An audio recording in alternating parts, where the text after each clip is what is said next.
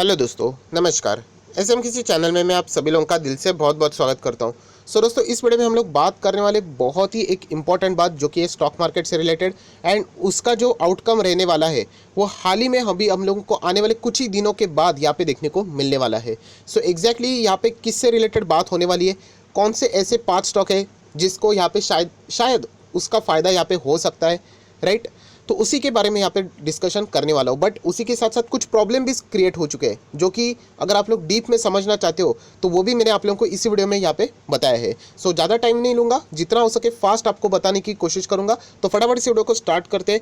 तो किसी ने फर्स्ट टाइम विजिट किया है, चैनल को सब्सक्राइब करके बेल आइकन को हिट करके रख लेना, क्योंकि ऐसे टफ कॉन्सेप्ट वाले जो चीज़ें रहती है वो मैं आपको स्टॉक मार्केट वाली आसान भाषा में करके बता देता हूँ।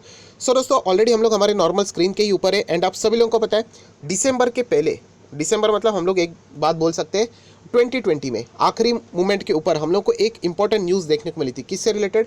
Internal working group. ये इंटरनल वर्किंग ग्रुप किसका है? आरबीआई का है।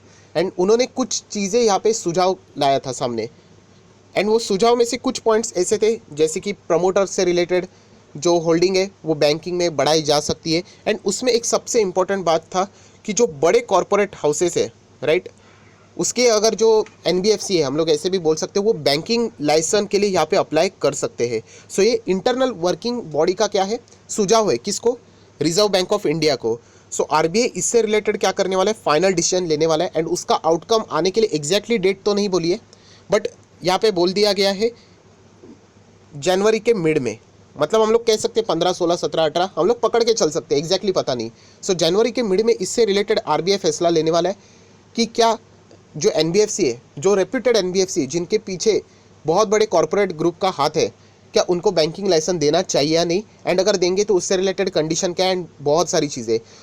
ये बात बहुत बड़ी है दोस्तों, किसी को बैंकिंग लाइसेंस देना है। इससे रिलेटेड भी बहुत सारे हम लोगों को मतलब बोलते हैं ना, परमिटेशन कॉम्बिनेशन देखने को मिलते हैं, अलग अलग चीज़ें देखने को मिलती है, राइट एंड लेफ्ट चीज़ें देखने को मिलती है। ये चीज़ें बहुत ही समझना इंपॉर्टेंट है, राइट।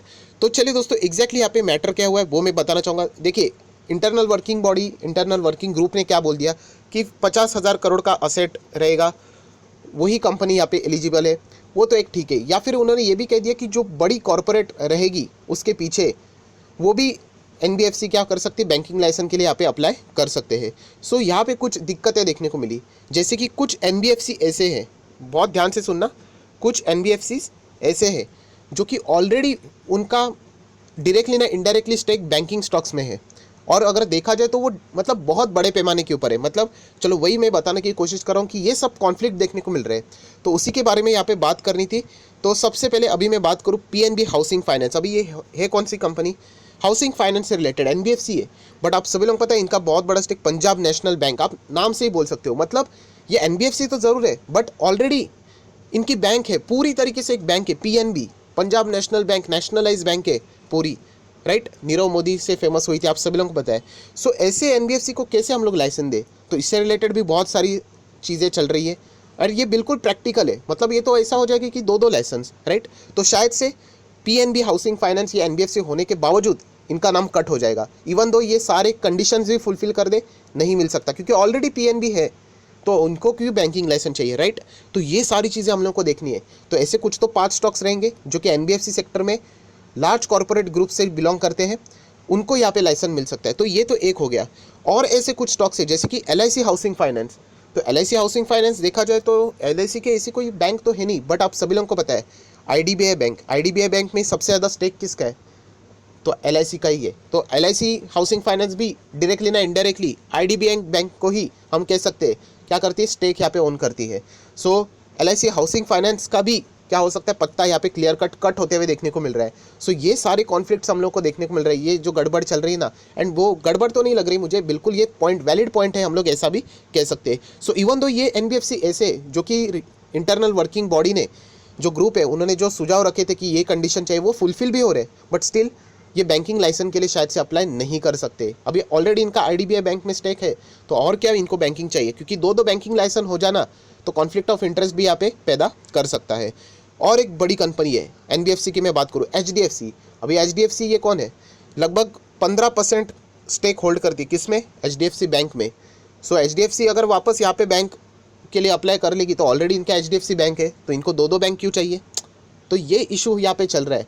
तो इसी के कारण हम लोग कह सकते हैं ये इतने दिग्गज बड़े एनबीएफसी अवेलेबल होने के बावजूद ये तो चुटकियों में जो रिक्वायरमेंट है उसको फुलफिल कर रहे हैं, बट स्टिल वो अप्लाई नहीं कर सकते। एंड इसी से रिलेटेड हम लोग को ये सारी चीज़ें देखने को मिल रही है। सो यहाँ पे कुछ स्टॉक्स ऐसे हैं दोस्तों जो कि रूल को भी कंप्लाई कर रहे हैं, बट शायद से उनको नहीं मिलेगा। माफ़ कीजिएगा, रूल को कंप्लाई नहीं कर रहे, रूल कंप्लाई करने के बहुत ही एज पे है, वो यहाँ पे बॉर्डर पे हम लोग कह सकते हैं एग्जैक्टली वो कंप्लाई नहीं कर गए। ऐसे 2 स्टॉक्स है। सो उसके बारे में भी हम लोग जानेंगे। एंड उसके बाद हमारे जो 5 स्टॉक्स है जिनको शायद से बैंकिंग लाइसेंस मिल सकता है, उसके बारे में भी हम लोग बात करना ज़रूर चाहेंगे। सो मैं चाहता तो डायरेक्टली बता सकता था, बट ये नॉलेज आपको नहीं मिलता था कि बाकी एनबीएफसी को क्यों नहीं। सो ये ज़बरदस्त एक पॉइंट हम लोग को यहाँ पे देखने को मिला है। एंड उसमें एक है दोस्तों सुंदरम फाइनेंस लिमिटेड। ये भी एनबीएफसी बहुत ही शानदार है, बट प्रॉब्लम ये हो गया कि ये कंप्लीट जो रूल्स उन्होंने बताया कि ये रिक्वायरमेंट्स है, तो यहाँ पे एग्जैक्टली सारे रिक्वायरमेंट्स पूरे नहीं कर पा रहे। 99% आप बोल सकते हो, 1% के कारण सुंदरम फाइनेंस यहाँ पे हम लोग को शायद से बैंकिंग लाइसेंस अगर आरबीआई परमिट करती है, तो अगर कर देती है तो ये शायद से हम लोग को उसमें एलिजिबल होते हुए देखने को नहीं मिलने वाला है। उसी के साथ साथ और एक एनबीएफसी है जिसका नाम है आईआईएफएल फाइनेंस या दोस्तों, इसकी भी अगर मैं बात करूँ यहाँ पे, तो ये भी एनबीएफसी है, बट इसको भी बैंकिंग लाइसेंस के लिए एलिजिबल नहीं हो सकता क्योंकि ये भी जो रिक्वायरमेंट है उसको फुलफिल नहीं कर पा रहा है। सो हम लोग कह सकते हैं कि जितने स्टॉक्स थे जो नहीं कर सकते उससे रिलेटेड भी हम लोगों ने बातें कर ली। अभी कौन से स्टॉक्स ऐसे हैं जो कि यहाँ पे फुलफिल कर सकते, उससे रिलेटेड भी बात करेंगे एंड कुछ मज़ेदार बात भी देखने वाले हैं। तो चलिए दोस्तों, थोड़ा सा इस वीडियो को आगे कंटिन्यू कर लेते हैं। बट अभी तक आप लोगों ने वीडियो को लाइक नहीं किया तो ज़रूर लाइक कर देना। आपका एक लाइक हमेशा की तरह आप सभी लोग पता है यहाँ पे मुझे मोटिवेट ज़रूर करता है। सो सभी लोगों की निगाह एक ही स्टॉक के ऊपर है जिसका नाम है बजाज फाइनेंस। सो बजाज फाइनेंस जितने भी नियम यहाँ पे लगाए हुए उसमें नंबर 1 है। सारे मतलब जितने रिक्वायरमेंट्स है उससे भी आराम से वो कंप्लाई करके यहाँ पे आगे बढ़ रहे। तो बजाज फाइनेंस का नाम हिट लिस्ट पे, बट एक डिस्क्लेमर है। डिस्क्लेमर मतलब क्या कि यहाँ पे आरबीआई ने अब परमिशन देनी चाहिए। हम लोग सब कुछ पकड़ के तो चल रहे हैं, बट आरबीआई भी अगर बोल देती है 15 तारीख 16 तारीख कि ये बैंकिंग लाइसेंस नहीं मिलेगा, एंड बहुत कुछ पॉलिटिकली भी इश्यूज चल रहे हैं, राइट। क्योंकि अगर देखा जाए तो ऐसे कॉर्पोरेट्स में तो अंबानी भी आते हैं, अदानी भी आते हैं, तो शायद से वो भी एंटर कर सकते हैं। तो ये बहुत इश्यूज चल रहे हैं, बट हम लोग पकड़ के चलते कि आगे क्या होगा उसके बाद में बात करेंगे। बट अगर मिल जाता है लाइसेंस तो बजाज फाइनेंस का तो नाम 110% है, हम लोग पकड़ के ही चलेंगे, राइट। तो इसी के साथ साथ और भी कुछ एनबीएफसीज है, जैसे कि मैं बात करूँ एल&टी फाइनेंस होल्डिंग। यस दोस्तों, अभी एल&टी के पीछे कौन सा है? अभी बजाज फाइनेंस के पीछे बजाज ग्रुप है। इतना बड़ा कॉर्पोरेट, जैसे मैंने बोला ना कि उसके पीछे बड़ा ग्रुप भी होना चाहिए, लार्ज कॉर्पोरेट होना चाहिए। अभी L&T finance holding, Larsen and Toubro, L&T already है।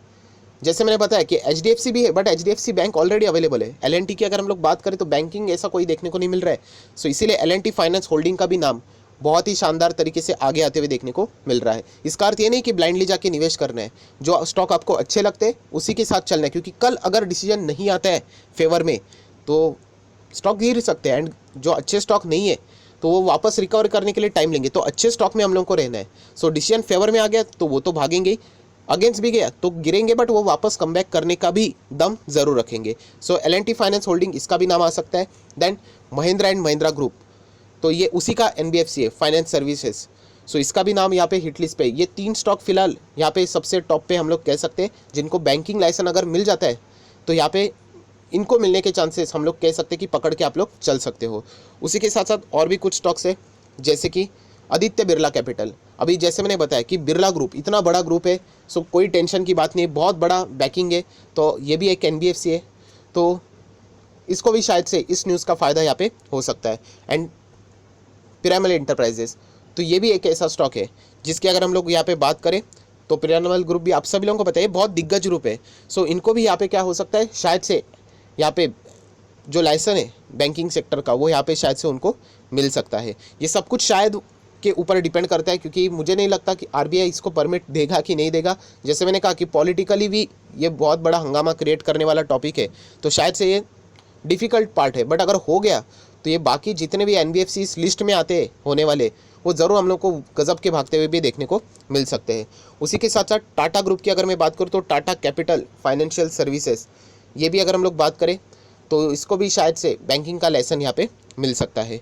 सो ये जितने भी स्टॉक्स थे दोस्तों वो मैंने आपको यहाँ पे बता दिए, अलॉन्ग विथ बाकी के भी स्टॉक्स, जिसको मतलब ये देखिए ये 2 स्टॉक्स ये बॉर्डर पे राइट, ये फुलफिल नहीं कर पा रहे, तो इनका पट्टा ऑलरेडी कट हम लोग ऐसा पकड़ के बोल सकते हैं। हालांकि शेयर प्राइस में अगर जंप हो गई तो अलग बात है कुछ, बट नॉर्मल सिनेरियो में हम लोग इसको कट पकड़ के ही ज़रूर चलेंगे। एंड बाकी दिग्गज एनबीएफसी ऑलरेडी मैंने आप लोगों को बता दी थी, बट उनका ऑलरेडी डायरेक्टली ना इनडायरेक्टली बैंकिंग स्टॉक में स्टेक है, तो उसके कारण उनका पत्ता ऑलरेडी कट यहाँ पे हो चुका है। सो मैं ज़रूर कह सकता हूँ कि बजाज फाइनेंस के साथ ये 4 से 5 कंपनियाँ जो मैंने आपको बताई, अगर आरबीआई परमिट करता है बैंकिंग लाइसेंस के लिए, तो ज़रूर इन बैंक्स की भी किस्मत, मतलब इन एनबीएफसी की भी किस्मत शायद से यहाँ पे बदल सकती है। सो जितने भी एनबीएफसी मैंने आपको बताया उसमें से मुझे ऐसा लगता है कि बजाज फाइनेंस एक नंबर 1 क्वालिटी है, कोई टेंशन की बात ही नहीं, आप बिंदास यहाँ पे आगे बढ़ सकते हो। उसी के साथ साथ अगर L&T फाइनेंस की अगर हम लोग बात करें, सो मैक्सिमम चार्ट पैटर्न देखता हूँ तो इतना दमखम वाला अभी तक तो नहीं है, पूरा मार्केट रिकवर है, फिर भी जोश नज़र नहीं आ रहा है। M&M फाइनेंशियल सर्विसेज की बात करें तो ये भी उस टाइप का स्टॉक नज़र नहीं आ रहा है जो कि हम लोग एक्सपेक्ट कर रहे हैं, सो ये भी धीमा चल रहा है। आदित्य बिरला कैपिटल तो अभी तक अपना जो शुरुआत का पीरियड जो था आप लोग देख सकते हैं 249 250, वहीं से वो लुढ़कता शुरू हुआ, वो अभी तक रिकवर नहीं कर पा रहे हैं। सो ये सारे स्टॉक्स हम लोग को स्ट्रगल करते हुए देखने को मिल रहा है। पिरामिल एंटरप्राइजेस की भी बात करें, सो मैक्सिमम चार्ट पैटर्न आप ये भी देख सकते हो कि स्ट्रगल कर रहे हैं। सो इसमें ऐसा लगता है कि बजाज फाइनेंस ये एक ही ऐसा स्टॉक है जो कि दोनों साइड रोल प्ले कर सकता है। फेवर में डिसीजन आ गया तो भागेगा ज़रूर, अगेंस्ट गया तो गिरेगा भी, बट उसमें दम ज़रूर है कि वो रिकवर कर सकता है। बाकी ये जितने भी स्टॉक्स मैंने अभी आपको दिखाए ये वाले, ये सारे स्टॉक मार्केट 14,000 को क्रॉस करने के बावजूद भी क्या कर रहे हैं, अभी तक अपने टॉप को अचीव नहीं कर पा रहे। सो ज़रूर अगर आप लोग इन न्यूज़ के चलते अगर कोई भी डिसीजन लेना चाहते हो तो बजाज फाइनेंस एक दोनों साइड प्ले करने वाला स्टॉक है, इतना मैं आप लोगों को बोल सकता हूँ। सो फाइनल डिसीजन आप ही करेगा क्योंकि पैसा भी आप ही का है। सो आई आशा करता हूँ दोस्तों ये यूनिक वीडियो आप लोगों को पसंद आया होगा, तो जरूर इस वीडियो को लाइक एंड शेयर कर देना। So that's it, thank you very much दोस्तों, we will be meeting our next video, तब तक के लिए बाय बाय।